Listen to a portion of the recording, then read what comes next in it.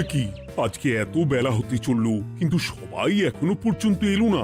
এই সব হলো কুঁড়েমির লক্ষণ মহারাজ। আপনি একদিন যারা যারা দেরি করছে তাদের চাপকে দেবেন, তাহলেই সব সিধে হয়ে যাবে। আর বলবেন না মহারাজ, আজকে গিন্নি কাঁচা লঙ্কা দিয়ে কুচো চিংড়ির ঝালটা যা বানিয়েছিল না, খেতে খেতে দেরি হয়ে গেল। গোলগাপ্পি দেওয়ার আর জায়গা পাও না না? বিশ্বাস করুন, সত্যি খুব ভালো রান্না করেছিল গিন্নি, তাই আবার আরেক হাঁড়ি ভাত চড়াতে বললাম। আর সেটা খেয়ে আসতেই তো দেরি হয়ে গেল। আরো এক হাঁড়ি? মহারাজ কিছু মনে করবেন না, এই পাঠশালা বন্ধ করে সব গুছিয়ে তবে এলাম। সুপ্রভাত মহারাজ। সুপ্রভাত মহারাজ। প্রভাত আজকে আর শুনেই তোমরা সবাই এত কুঁড়ে হয়ে গেছো যে কি বলবো। মহারাজ, এই কুঁড়েমির আসল কারণ হচ্ছে চর্বি। কথায় আছে, যত বেশি চর্বি তত তাড়াতাড়ি মরবি। আপনি কি বলতে চাইছেন মন্ত্রী মশাই, যে আমি তাড়াতাড়ি মরে যাব আর আপনি মজা দেখবেন? ঠাকুর ঘরে কে, আমি তো কলা খাইনি ব্যাপার হয়ে গেল। গোপালের একদম মোক্ষম জায়গায় আঘাত লেগেছে, যাকে বলে ওই আঁতে ঘা।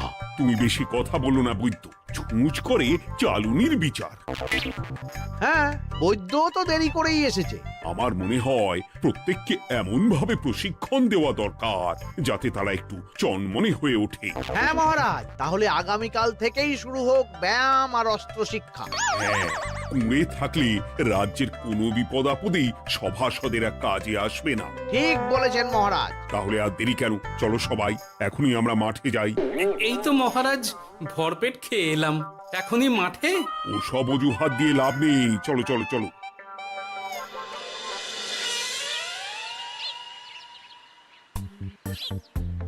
এবার সবাই সারিবদ্ধভাবে দাঁড়িয়ে পড়ো। এ কি, গোপাল কোথায়? মহারাজ, গোপাল আপনার পিছনে দাঁড়িয়ে আছে, চুপি চুপি। এই এই এই গোপাল, যাও যাও মাঠের মাঝখানে গিয়ে দাঁড়াও।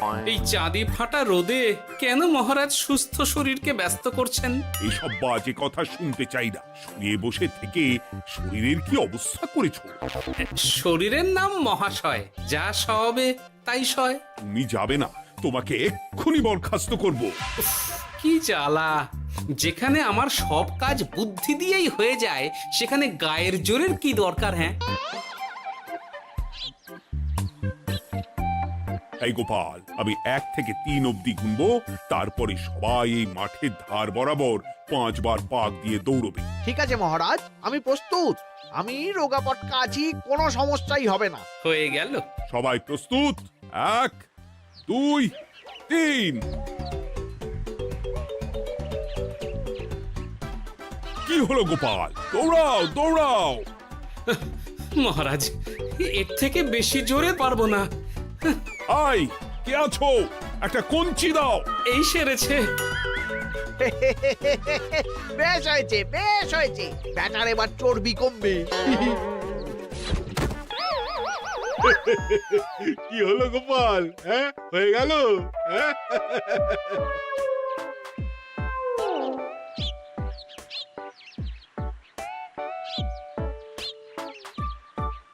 এই উল্টে উঠি, আমাদের দাদু উল্টে গেছে। হ্যাঁ, তাই তো দেখছি। চল চল গিয়ে দেখি। উফ, চেহারার কি অবস্থা বানিয়েছো গোপাল, হ্যাঁ? এতটুকু দৌড়তে গেলেই চিটপটাং। তাড়িয়ে দিন মহারাজ, এরকম বেঢপ চেহারা সভাসদকে আমাদের দরকার নেই।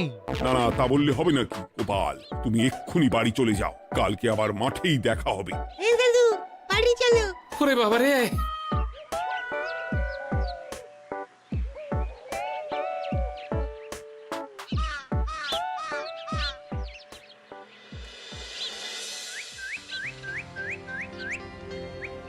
আরে ধুর ছাতার মাথা, তখন থেকে জল খেয়েই চলেছ।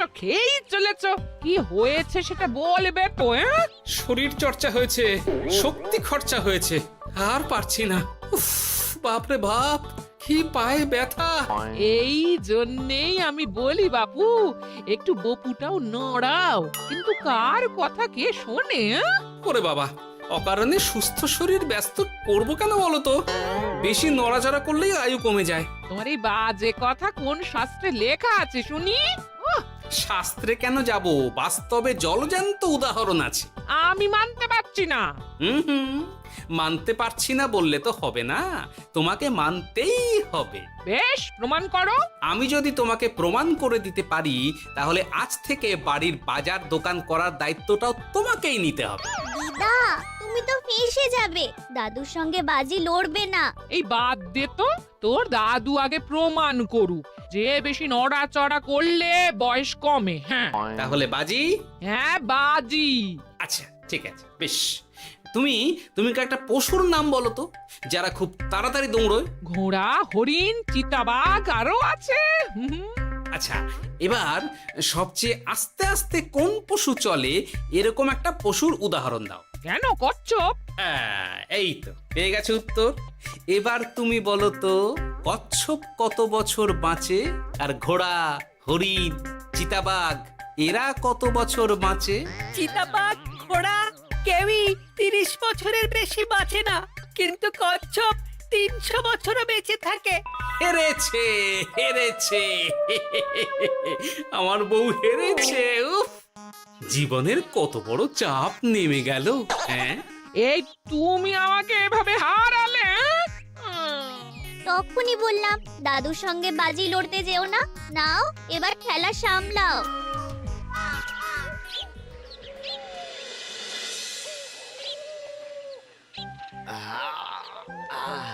আরো ভালো করে মালিশ কর।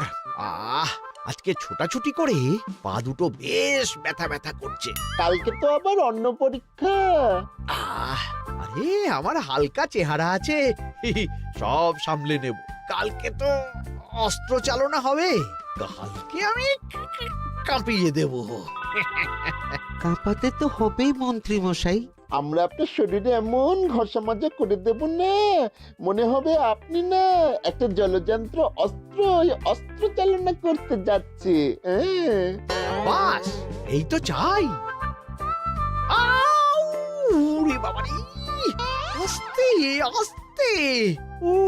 আরে বাবা, আপনার তো ইস্পাতের শরীর, ভাঙবে তবু মচকাবে না। চিন্তা করছেন কেন? ভয় পাবেন না, ভয়কে জয় করতে হবে। আরে আরে আরে, তোরা আমার কথাটার সাথে করছিসটা কি? মানুষটা মরে যাবে তো। চিন্তা করো না গিন্নি। বাবা, ওরা বলেছে আমার ইস্পাতের শরীর, ভাঙবে তবু মচকাবে না। একবার এই বুড়ো বয়সে হাত পা ভাঙলে কি সামলাবে শুনি? মন্ত্রী মশাই, আমাদের বকশিসটা দিয়ে দিন, আমরা কেটে পড়ি। বাবারে বাবা, দিচ্ছি, এনে। এত খাটানোর পরে এতেই এখন খুশি থাক। হ্যাঁ,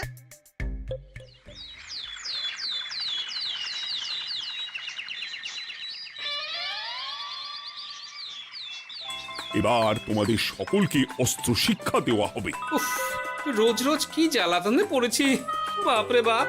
বাবা মা কাউকে ডাকার দরকার নেই, ভালো না লাগলে রাজসভা চাকরি ছেড়ে চলে যাও। মহারাজ, এটা তো উচিত নয়। যে যেটাই পারদর্শী তাকে সেটাই করতে দিন না। একটা বাঁদরকে যদি আপনি বলেন শিকার করে মাংস খেয়ে দেখা, সে কি পারবে মহারাজ? মহারাজ, গোপাল একটু বেশি কথা বলছে, ওকে আপনি বের করে দিন। আমি তোমার কথায় গলবো না গোপাল, তোমাদের সবাইকে এখন অস্ত্র শিক্ষা শিখতেই হবে। কর্তার ইচ্ছায় কর্ম, এখন তো আমার আর কিছুই বলার নেই। তাহলে আর দেরি কেন, তোমরা সবাই একটা করে ঢাল আর একটা করে তলোয়ার তুলে নাও। সেনাপতি, বলুন মহারাজ। তুমি সকলকে অস্ত্র শিক্ষা দেবে, তলোয়ার চালানো শেখাবে। এক এক করে প্রত্যেকে তোমার কাছে যাবে, আর এক এক করে তুমি সবাইকে তলোয়ার চালানো শেখাবে। আচ্ছা মহারাজ, তাহলে ওই সবার প্রথমে চলে আসুন মন্ত্রী মশাই। হ্যাঁ, আমি প্রস্তুত। আমার শরীর ইস্পাতের মতো, ভাঙবো তবু মচকাবো না।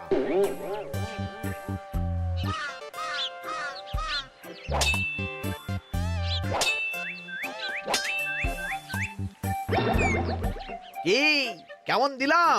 অত সহজ নয় সেনাপতি, আমি মন্ত্রী এমনি এমনি হইনি। আগে অস্ত্র শিক্ষা শিখে তবে মন্ত্রী হয়েছি। এটা কি হলো?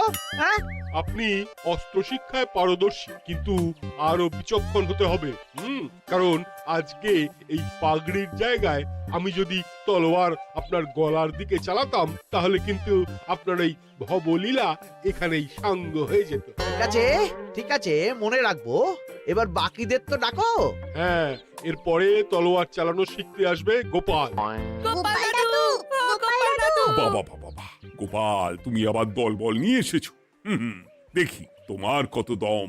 গোপাল, তুমি প্রস্তুত হও। হ্যাঁ হ্যাঁ, আমি প্রস্তুত। ওরে বাবারে, এ তো ভয়ানক চাপের কাজ, আমাকে বেশ বেগ পেতে হচ্ছে। সামলাও গোপাল।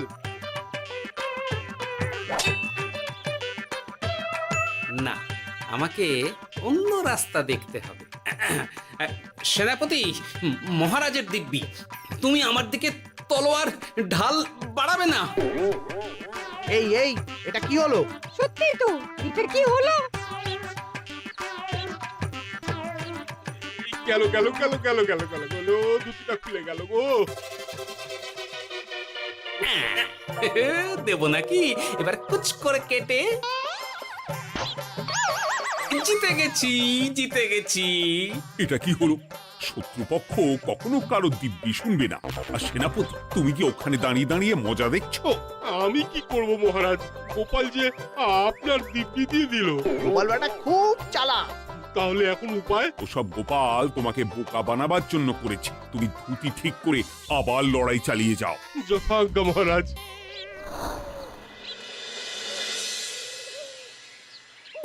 কিরে ন্যাপলা, তোদের দিদা আমার জন্য কি রান্না করে পাঠিয়েছে রে? এই তো ভাত, আলু সেদ্ধ, এই পুঁই শাকের ঝোল আর রুই মাছের ঝাল। আর তোদের যে তোষক, বিছানার চাদর আনতে বলেছিলাম, এনেছিস তো? ওই তো দাদু, কুটির গুলটে আর বাকিরা সবাই ধরাধরি করে নিয়ে আসছে। ব্যাস, তাহলে তার কোনো চিন্তা নেই। খেয়ে একটা জব্বর ঘুম দেব, কারণ এখানে যা রঙ্গ দেখছি তাতে বিকেল হয়ে যাবে। তলোয়ার শিক্ষা আজকের মতন এটুকুই থাক। এবার শুরু হবে বল্লম শিক্ষা। সবাই আবার আগের মতন সারিবদ্ধভাবে দাঁড়িয়ে পড়ো। আহ, তোদের দিদা পুঁই শাকটা কিন্তু বেশ জব্বর বানিয়েছে। তোদের দিদার হাতের রান্নার কোনো তুলনাই নেই। আহা, কি স্বাদ! এ কি, গোপাল আবার কোথায় গেল?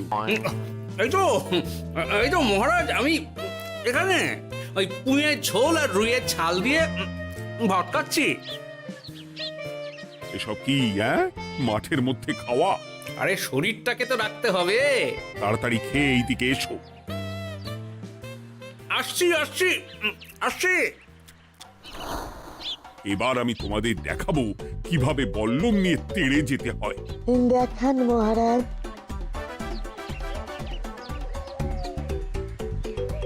এ তো খুবই সোজা মহারাজ। ঠিক আছে, তাহলে বল্লম নিয়ে তেড়ে যাও দেখি। দিন, আপনার হাতের বল্লমটাই দিন।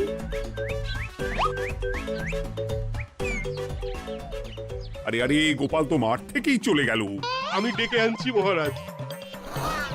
আরে আরে, ও গোপাল, গোপাল, মহারাজ ডাকছেন, থামো থামো। মহারাজ বলেছেন বল্লম নিয়ে তেড়ে যেতে, তেড়ে গিয়ে আবার ফিরে আসতে তো উনি বলেননি। আরে, এ তো মহা মুশকিল। উনি এক্ষুনি তোমাকে মাঠে ফিরতে বললেন। সেটা আপনাকে বলতে পারে সেনাপতি, আমাকে তো বলেনি। আমি চললাম।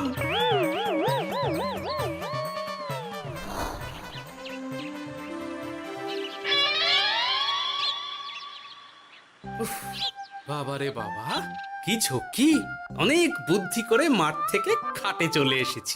আমি আর উঠছি না। এ কি বলি, তোমাদের তো এখন অস্ত্র শিক্ষা নেওয়ার কথা। হ্যাঁ, তোমার বলা নেই, কোয়া নেই, অমনি বাড়ি চলে এলে। আরে বাবা, ওইসব অস্ত্র শিক্ষা মানেই সুস্থ শরীরকে ব্যস্ত করা, অসহ্য খাটনি, অযথা কষ্ট।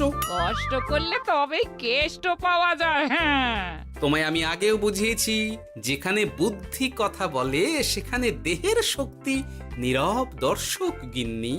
আরে বাবা, সে না হয় বুঝলাম, কিন্তু মহারাজ তো ভালোর জন্য সবাইকে অস্ত্র শিক্ষা দেওয়ার চেষ্টা করছে না? আরে বাবা, যার যা কাজ তাকে সেটা করালেই পারে। মহারাজ তো সেটা বুঝতেই চাইছেন না। আমি এখন ঘুমো।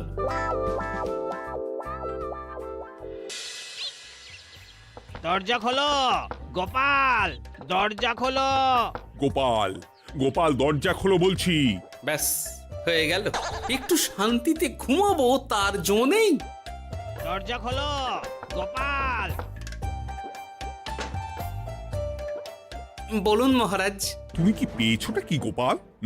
রাজসভায় দেরি করে আসবে, তারপর অস্ত্র শিক্ষার সময় ফাঁকিবাজি দেবে, এভাবে তো আর তোমাকে মনে হচ্ছে রাজসভায় রাখা যাবে না।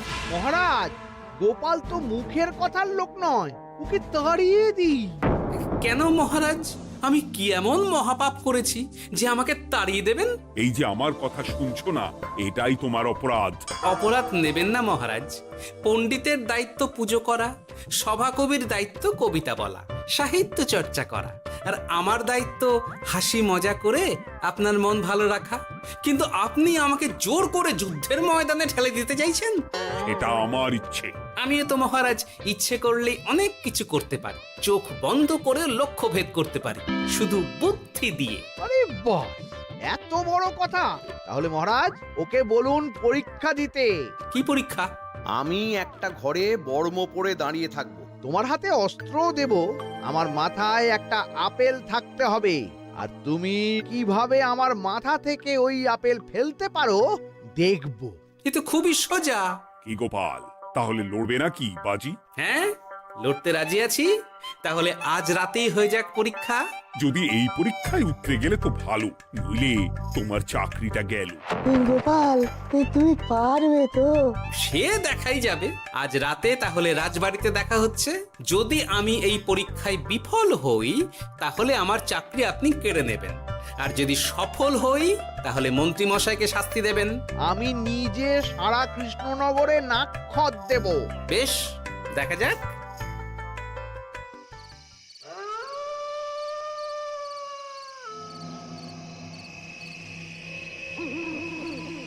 কি মন্ত্রীমশাই, ব্যবস্থা সব ঠিকঠাক হয়েছে তো? হ্যাঁ, এবার শুধু গোপালের পরীক্ষার পালা। আমি তাহলে বাইরে গেলাম, গোপালকে পাঠিয়ে দিচ্ছি।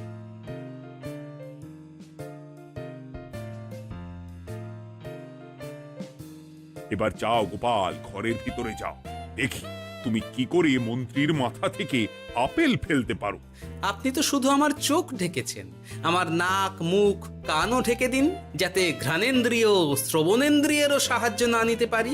বেশ, তাহলে তাই হোক। আয়, কে আছো? গোপালের মুখ, নাক আর কান ঢাকো।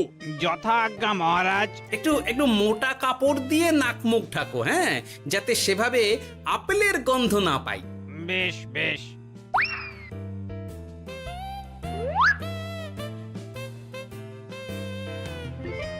যাও গোপাল। গোপাল, এবার তোমার চাকরি গেল। এবার তুমি কি করবে? কি করবে? দৌড় ঝাঁপে ফাঁকিবাজি? হ্যাঁ?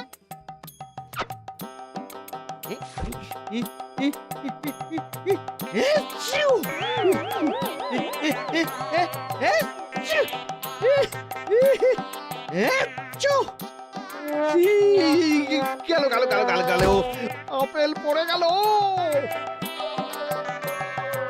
আপেল পড়ে গেল? মহারাজ, এর মধ্যেই গোপাল আপেল ফেলে দিয়েছে। ঘরের ভেতরে চলো।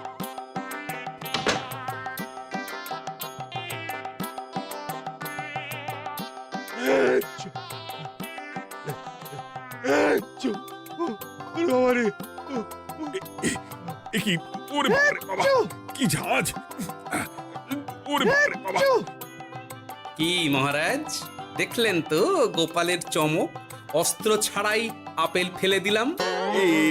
কি, এটা তো তুমি নীতি বিরুদ্ধ কাজ করেছো। সারা ঘরে নস্যি ছড়িয়ে দিয়েছো। মহারাজ, হাত থেকে আপেল পড়ে গেছে। এবার সারা কৃষ্ণনগরে নাক্ষত দিতে হবে। সত্যি সত্যি গোপাল, বুদ্ধিতে তোমার জুড়ি মেলা ভার। আমার নাম গোপাল ভাঁড়, একটা কথা মনে রাখবেন, কেউটে সাপের লেজে পা দেবেন না, আর গোপালের কাজে বাধা দেবেন না। যে কাজ বুদ্ধি দিয়ে করা যায় তার কাছে শক্তি ছোট্ট শিশু মাত্র। সত্যি গোপাল, আজ তুমি সেটাই প্রমাণ করে দিলে। আর আজ থেকে তোমাকে তোমার ইচ্ছার বিরুদ্ধে খাটাবো না। তুমি খাও দাও, ভুড়ি বানাও। যার যা কাজ সে তাই করবে। যেমন এখন মন্ত্রী মশাই নাক্ষত দেবেন। হ্যাঁ, ভুল করে বাজি ধরে ফেলেছি, এখন নিজেই চাপে পড়ে গেলাম। তাহলে আর দেরি কেন? নাক্ষত এখন থেকেই শুরু হোক। কৃষ্ণনগরের রাস্তা শেষ হতে হতে সকাল হয়ে যাবে।